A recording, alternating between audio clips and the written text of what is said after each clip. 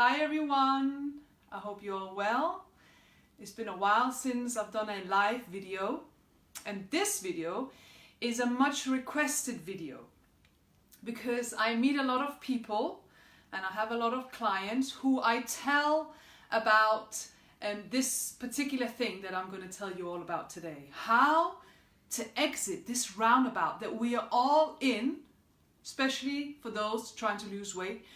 If you're trying to lose weight, you need to exit the roundabout. So what am I on about?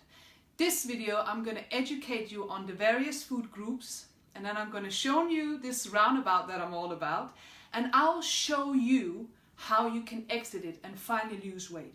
So for anyone watching, anyone trying to lose weight, anyone with diabetes also trying to lose weight, and also for those of you with PCOS, if anyone out there with polycystic ovarian syndrome, this is also for you. So I'm just going to show you here. I'm just going to write down the various food groups and how they are metabolized, because I believe we've complicated things. Oh my goodness, how have we complicated nutrition so much? So my aim is to make it very simple for you. Okay, so protein, carbs, vegetables, fruit, fat. So this is how I like to divide the various food groups: protein, carbs, veg, fruit, and fat. Most of us are fearful of fat, and I actually think that the fear of fat has made us fat. Everyone's so scared about fat, and I'm going to show you why you need to not be scared of fat. So protein is all your meat, your nuts, your quinoa, your seeds, your eggs, your cheese. Those are sources of protein. And in simple terms, what is protein metabolized into? Protein is metabolized into amino acids. Okay? So I'm making it very simple here. Carbs. Now carbs are your bread, pasta, rice, and also fruit is actually also part of the carbohydrate group. Now what are they broken down into? They are broken down into glucose.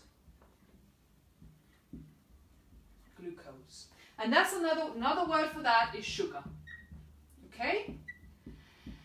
Now vegetables are, obviously I'm not going to tell you what vegetables are, but vegetables are metabolized and they provide us with a lot of fiber.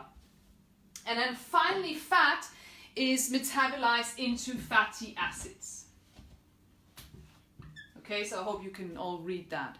So amino acids, fiber, fatty acids, but it's only fruit and carbs that are metabolized into glucose.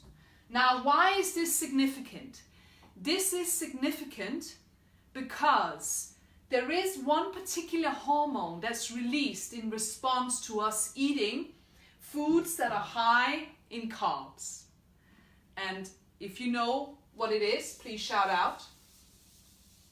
I'm just going to put that out there because we are focusing on carbs today because this is what it's all about. So fruit, and here glucose. The hormone that's insulin, that's released from your pancreas is called insulin, okay? And insulin, and this is what they don't tell you, and I want to come very close because this is very, very serious. Insulin is what we call anabolic. What does that mean? It means that it builds you up. What does that mean? It means that it makes you fat. So the more carbs you have, the more insulin your body will release. Or if you're diabetic, I specialize in diabetes, so I just have to also speak to my diabetic people out there. Whether you're type 1, type 2, if you have gestational diabetes, and if you're taking insulin, of course, the more carbs you have, the more insulin you need to take. And insulin is anabolic. It builds us up. So it's a vital hormone. But can you imagine, the more carbs you have and the more insulin you need, what's going to happen to you? You are going to get stuck in this roundabout that I'm going to draw for you now. And this is, by the way, this is something I have come up with, and I call it the insulin vicious cycle. Copyrighted, Nishi's choice, if anyone wants to take it. So here we go. The insulin vicious cycle. The insulin vicious cycle. This is what most people I meet, actually not most, everyone I meet who is struggling with their weight, they are stuck in this insulin vicious cycle. And even myself, if I'm not careful, I get stuck in here because most of us are insulin resistant. And I'll go on and speak about that in a moment. So, we start up here. So, you have a meal, and most of us, because we're so worried about calories, we count our calories, which by the way is a total disaster, because carbohydrates are low in calories, but fat is high in calories. But fat does not release or does not have the same effect on your pancreas. It doesn't have to release as much insulin as carbs have to do. So when you're having high carbs, which are low calorie, you're releasing a lot of insulin, which is anabolic. But fat, insulin is still released, but not to the same extent as carbs are. So do you see, you're having a low calorie meal, which is probably high in carbs. And yes, you're thinking, oh yeah, I'm so good, low calorie. But what you need to be paying attention to is the carbs, because fat does not release insulin to the same extent. And this is what we fail to tell the population. That's why everyone's overweight, have PCOS, and have type 2 diabetes. So I'm just giving you the harsh truth here. So carbs will release insulin. Okay? And insulin builds us up, but what, again, they don't tell you. Insulin increases hunger. Carbs, insulin, increase hunger. Because insulin is anabolic, it builds us up and it makes us hungry. So my type 1 clients, type 1 diabetes clients, I had a girl the other day, 5 years old, and she said, I don't want to take my insulin, it makes me hungry. And I was like, you clever little girl, that's exactly what it does. It makes us hungry. So you're having a low calorie meal, which is probably high in carbohydrates. You release a lot of insulin, your body does it for you, and then you get hungry. So you're thinking, oh, I had porridge with a banana for breakfast. Why am I hungry again? What is porridge and a banana? It's a high carb meal. So then you have an influx of insulin come through your body and you feel hungry shortly after. And then you're going to eat again. So this is what I call the insulin vicious cycle. Carbs, insulin, hunger. And then we eat more carbs. And then more insulin is released, which means increased fat, because none of us will use this energy. Most of us will not use the energy coming from carbs. So it's just stored as fat. And then we eat more, increased hunger, and then more carbs. Do you see that for you to get out of the roundabout, to get out of this vicious cycle that you're in, you need to stop counting calories. I've written a blog on nishischoice.com why I don't believe calorie counting is for everyone. And actually I was nice a few years ago by naming it that. If I had to name it again, I would say why no one should ever count calories. Because it makes no sense. It makes no sense. What we need to be doing is counting carbs. So if that's something you need help with, I can definitely help you. So please inbox me. So this is what I do every day, help people to count carbs. So if people are trying to lose weight with me, I do not believe in calorie counting. We do carb counting and we get them out of the roundabout.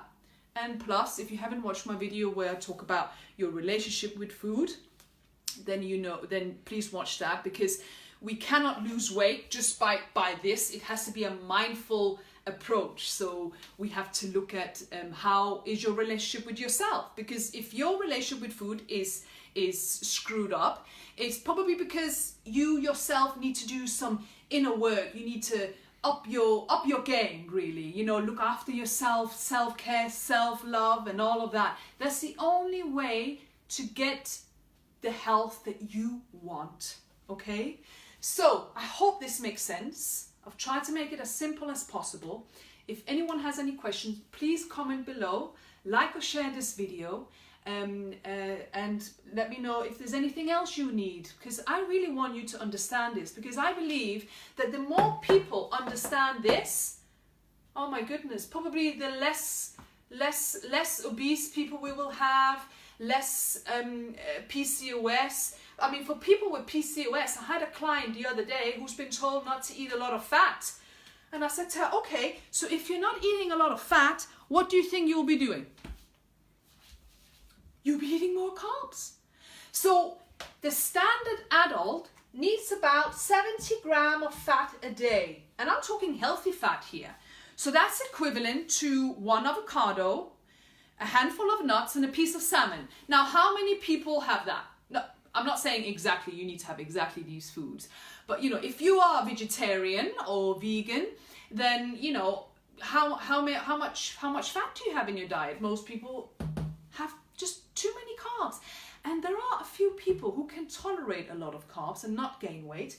But, I mean, from the people I meet and the people I see who aren't necessarily clients, it's very, very rare that you see people tolerating a lot of carbs, because nowadays we are sat down, we don't use as much energy, and remember, this is sugar, this is broken down into sugar, so we're not using this sugar, so it will be stored as fat, right? And then you're just like eating a lot of it, and you're getting hungry, and it's stored as fat, and you can't stop eating, and you're just driving around this roundabout, and we need to get you out of there. So what do you need to do? Well, you need to exit the roundabout. And how do you do that? So I have developed a tool called the 1, 2, 3 healthy eating approach. 1, 2, 3. Simple. I started out using it in children. Now I use it with adults, and I do it myself. It's so simple. Don't allow anyone to make life complicated for you, especially when it comes to healthy eating. So 1, 2, 3. It refers to carbs, protein, and vegetables. And what I say, and I'm gonna just do it very short here. I have done a YouTube video, which you can find on my YouTube channel, What is the 1, 2, 3?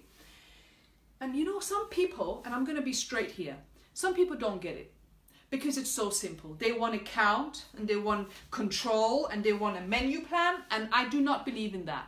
It's a false way to try to lose weight, okay? So that's just the honest truth there. We like to make life complicated, but let's just make it as easy as possible. 1, 2, 3. Now, if you're starting your day with porridge and a banana, and you are trying to lose weight, or you have PCOS, or you have high cholesterol, then the number one thing I would suggest to you is to start eating a 1, 2, 3 breakfast. Never have a meal with just carbs. Because if you're having a carb-rich meal, you have a lot of insulin, right? And then you'll be hungry again. So never just have one food group for breakfast particularly. So what can we do? Well, so I'll tell you what I do. First of all, I only eat when I'm hungry.